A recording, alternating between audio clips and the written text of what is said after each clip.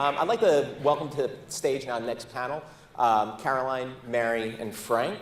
Caroline Littleton is Director of Global Talent and Organizational Development at the Carey Group, formerly Head of People Operations and Development for Vodafone Ireland. Caroline also chairs the Agri-Food Diversity and Inclusion Forum. Carey Group has 26,000 employees on 4 continents. Mary Collins is Director of HR at Boston Scientific with over 20 years of experience in medical device and financial services industry. Boston Scientific has 6,000 employees, is one of the largest employers in Ireland. She's focused and passionate about helping teams and leaders develop their potential. And then lastly, but not least, Frank Mulgrew, COO at Digital Skills Global. Frank is a pioneer in online education, helping firms transform the digital competencies of their teams. Frank has recently relocated to Dublin, so let's welcome him.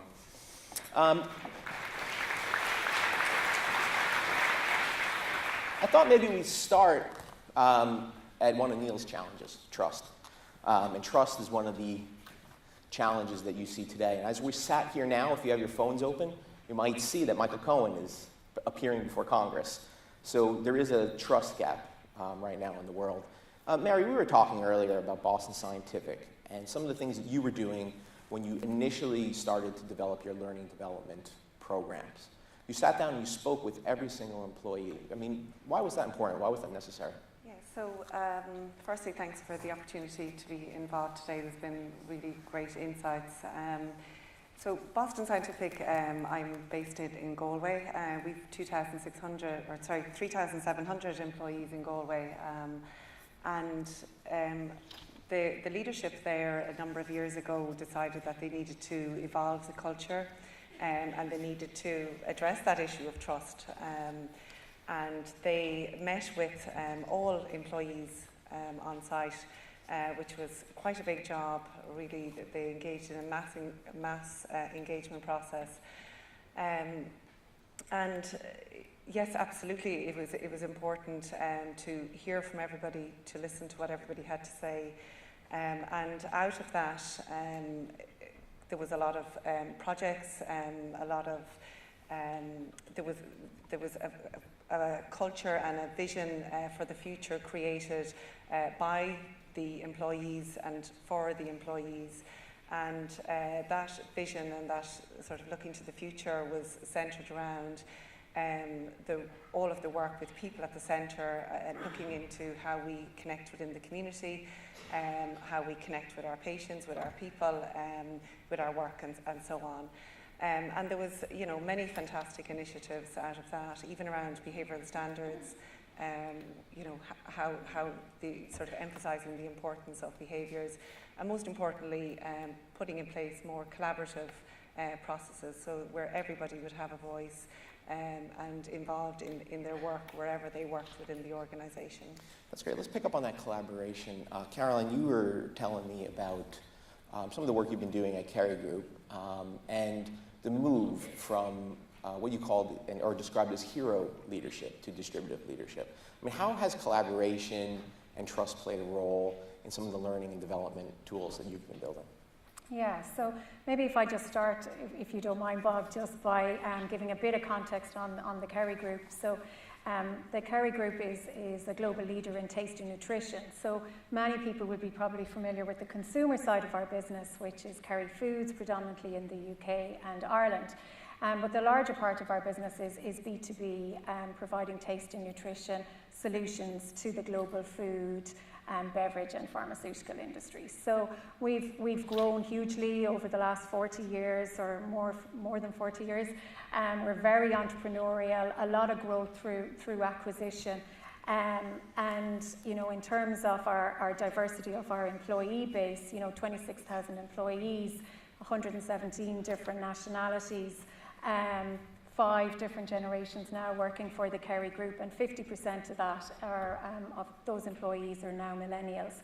So, we have, as a business, we're very successful, we're growing, we have huge growth ambitions, and yet we have all of the challenges that Neil had on his slide. We're grappling with all of those problems and challenges. So, how do we bring our people with us so that we can be successful for the next 50 years? And we have been looking at leadership and how leadership is evolving.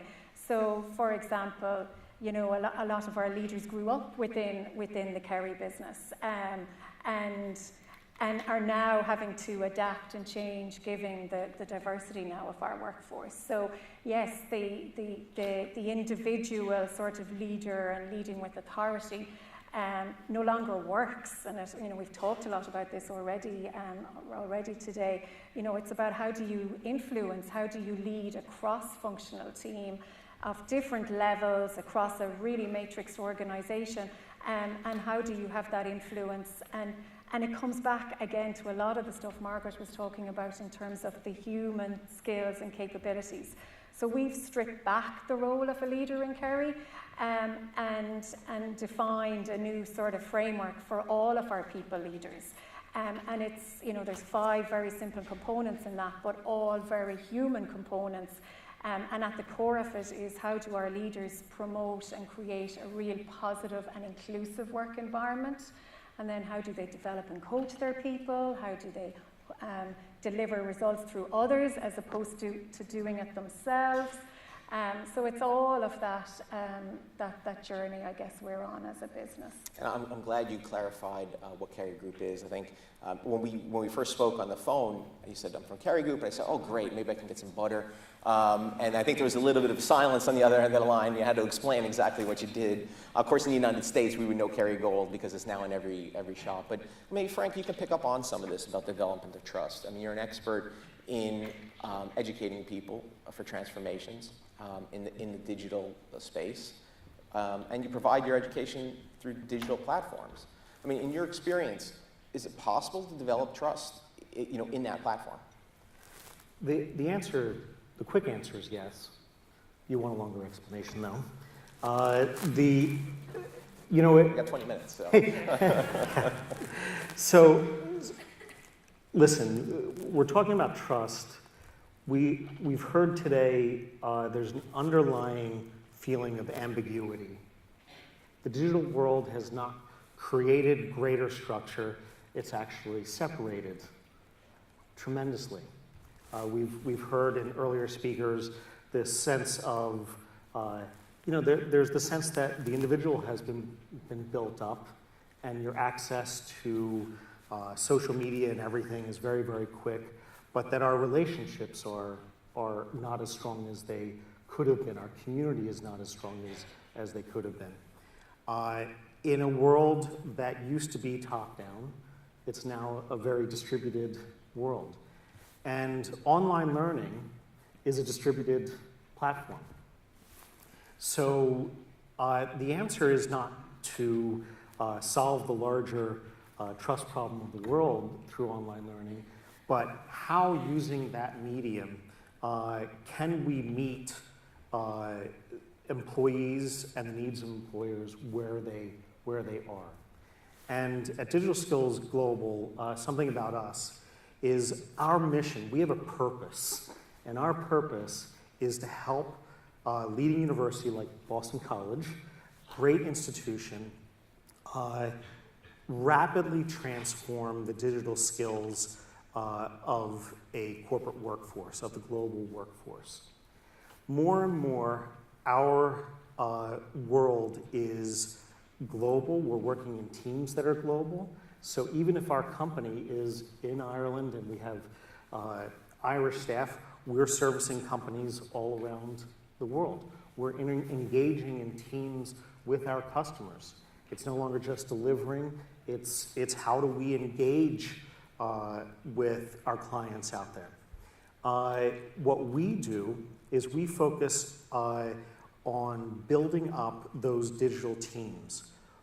We make a fundamental mistake in the world, which is that all this change is happening and people are ready for it. Because, you know, those millennials or those Generation Z, they're digital natives. So they know automatically how to lead a digital team. They know how to work collaboratively. The answer is these are skills that are developed. And when you're doing it online, it's a new and a different set of skills. And I've heard things about leadership, and you know, trust is very much related to this. The top-down model of the leader that says, believe me, follow me, and there's been no trust built up, is not a model that's going to work in the future. So what we have is distributed leadership. We've heard several times today this notion that we need more leaders throughout the organization, and maybe that leadership is with a smaller L. And so we have to rethink the way that we develop digital skills and what those digital skills. It's not about the what. It's not about the knowledge that's contained within a body. I can go to Google and find out a lot of things. A lot of our presenters today probably went to Google to do a lot of their research and get a lot of their data. So there's this transformation, and what we're focused on is those meta skills. How do you distribute throughout the organization more and more those skills for collaboration, for digital enablement, for building up those skills that create those leaders and allow for opportunities, and really opportunities for your employees to become the ones that solve the problems that are out there for your clients.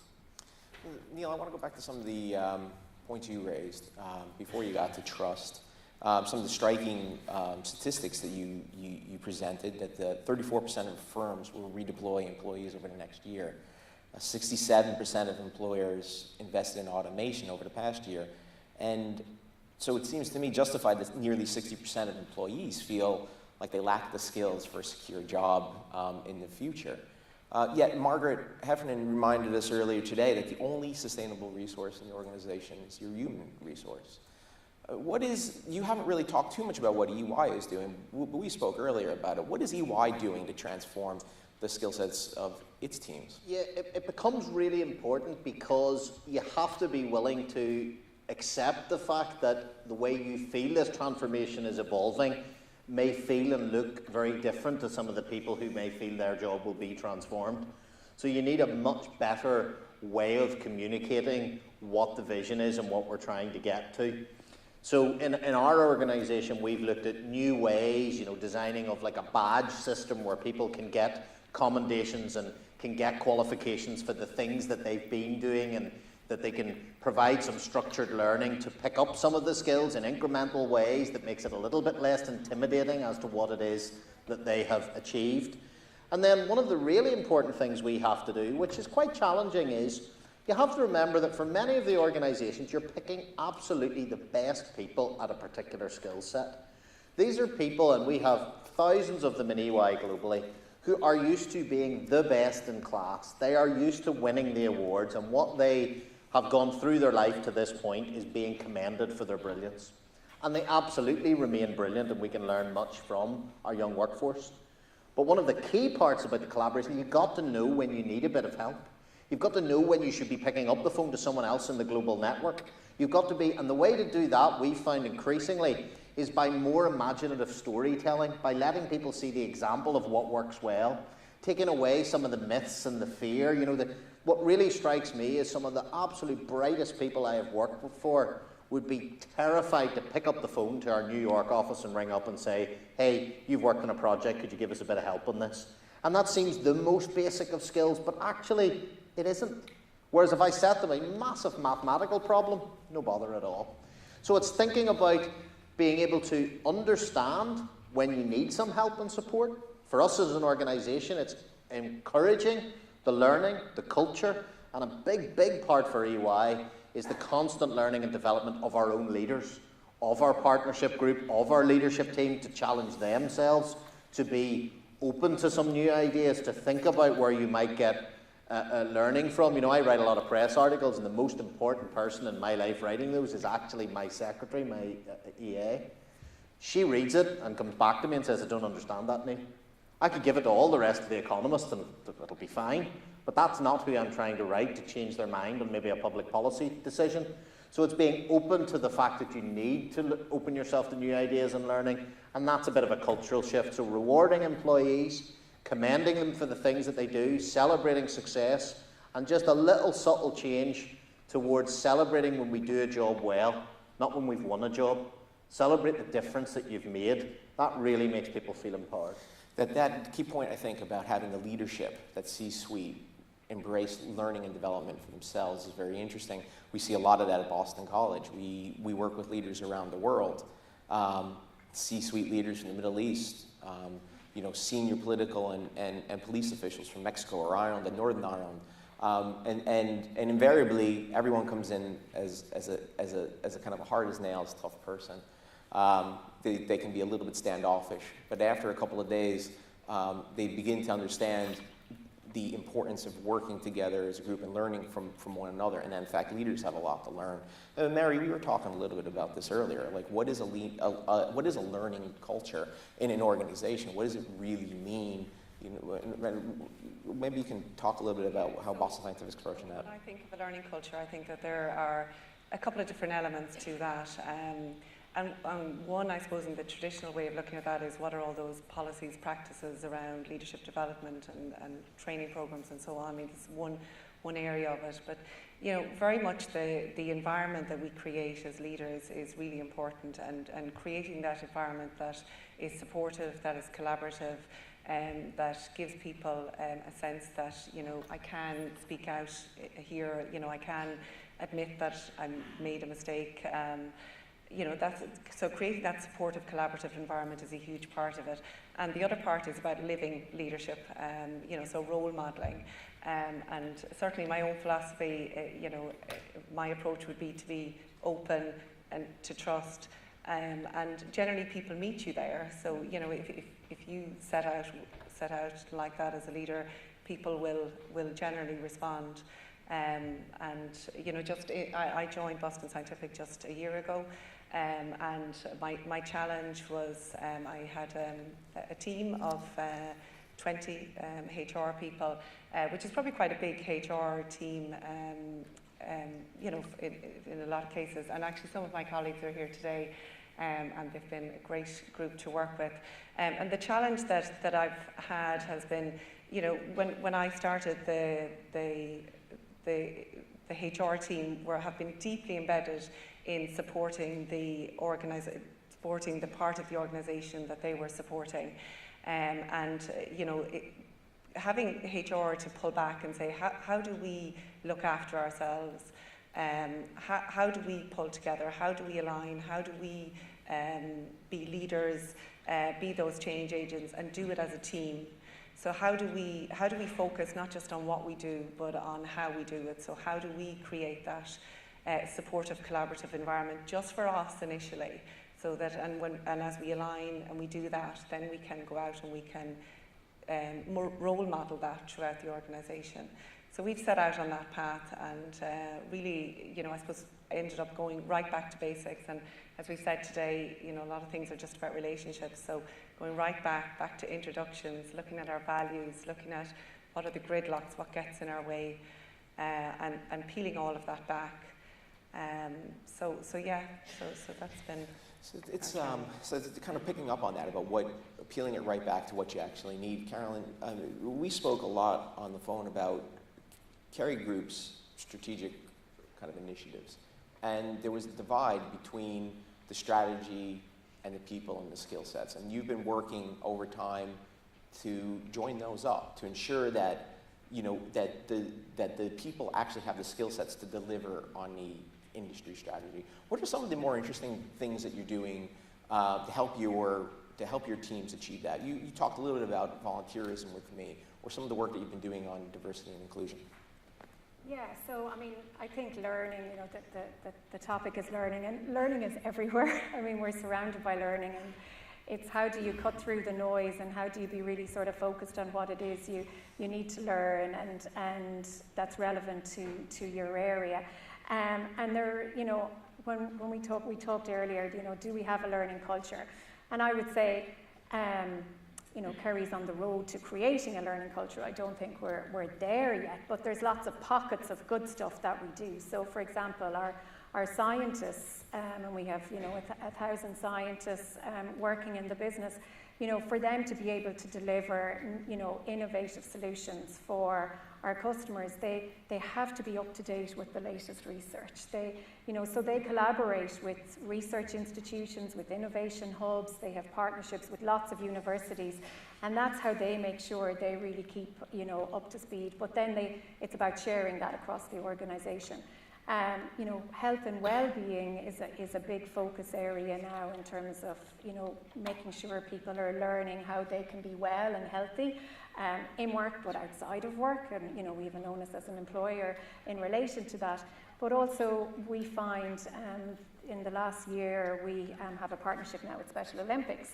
So lots of our employees have been volunteering with the Special Olympics, and as well as obviously a whole sense of team and inclusion, they've got so much from that in terms of learning new skills. So, we had the Summer Games here in Ireland last year, and, employees said that they were doing things that they learned new skills. So, for example, somebody was responsible for being at the accommodation where all the athletes were staying, and his job was to get all of the athletes onto the buses to get to the various venues around Dublin, and to orchestrate all that in a particular time period. And he said it was mind-boggling, and he just had to really adapt and really just get really smart at how he was going to manage it all. He said day one there was lots of mistakes and delays, and then day two he was better at it, and by day three it was just really smooth and running. And he works in engineering, and he said this was, a totally different way for him to work for a full day or for a full week and learn lots of new skills and feel like he was giving back to the community as well. So yeah, learning comes in lots of facets and in lots of ways, yeah. And some of the tools that you're using, you mentioned to me that you have a short, sharp kind of online systems, like 2-hour virtual experience. Could you maybe just talk a little bit about how that tool fits the lifestyle of your employees? Yeah, so look, like many organisations, we would have been used to people going off on 3-day programs, external programs, and then coming back into the business, but no real impact in learning. So it's how do you embed learning more into the environment? So for example, on our people manager development now, the longest development session they have together is 4 hours, and most of the learning is in 2-hour chunks.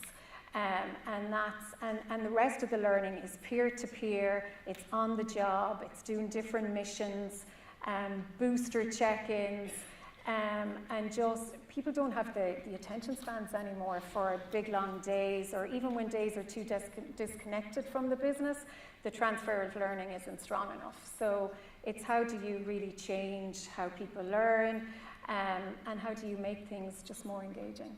So as a university that specializes in delivering in-person, long course format educational models, I'm a little bit disappointed, but it's good to hear. But actually, it is part of the reason why we have developed a partnership with Digital Skills Global. Tell us about your platform. Like, what makes it so unique, and why? How does it work for people to align the strategy of their company, with the economic circumstances, with their skill sets, and in the time span that they have to do all that? Well, one is that companies are wanting to create that learning ecosystem. That is the call to arms for every company. It's a competitive advantage. In order for that to occur, the traditional model of going off for 3 days or going off for 4 years to a university, which mostly happens before they join the company, but the 3-day seminar is going largely by the wayside because it's not integrated into the work that the people are doing, that staff are doing. And in our model, we follow the science of learning. We actually know how people learn and how it impacts the workforce. Bohr Saxberg at MIT coined it the prepare, practice, perform. Prepare, practice, perform. You want to know how somebody gets good at anything, it's the constant repetition of that. A lot of the traditional training programs that were face-to-face did the preparing. They might have done some practice, but there was a gap to the performance side of it. With online, and with what we do at Digital Skills Global, is that that's all integrated together so that the corporate workforce can be learning the fundamentals, getting some practice, but then it's very heavily project-based and in the companies. And if I could give an example, a great story that I heard that recently from a graduating class, where there was a team that worked on a project for Dell that created a strategy for using the gig economy internally. They were going and spending large amounts of money outside to get talent that they didn't have for short-term inside. What they did is they created a social media app as part of their learning and part of their results that allowed the company to use gig employees that are full-time employees in the company that are underutilized or are not currently on a project. It's a great example of the company benefits, not only because the individual benefits, but that individual, those teams are coming up with ideas that the company didn't even think of. Great. Okay. Well, T-minus 31 seconds. So we're going to end with Neil, and I want to know: are you optimistic or not about Carolyn and about the future of learning and development and skills? Am I optimistic? Yes. Of course I'm optimistic. Mary? I'm really excited about it. Frank? Yes. Yeah, I wouldn't be in it otherwise. And Neil, are you optimistic? And if so, why? Good Lord, I'm an economist. It's a statutory requirement to be terrified and worried. But no, it's such an exciting time. There's so many things that if I look back over the last 5 years, we could have, as a society, done better. That just excites me because we'll get a chance to do it better in the future. Great. Well, thank you very much. Please thank the panelists for their time.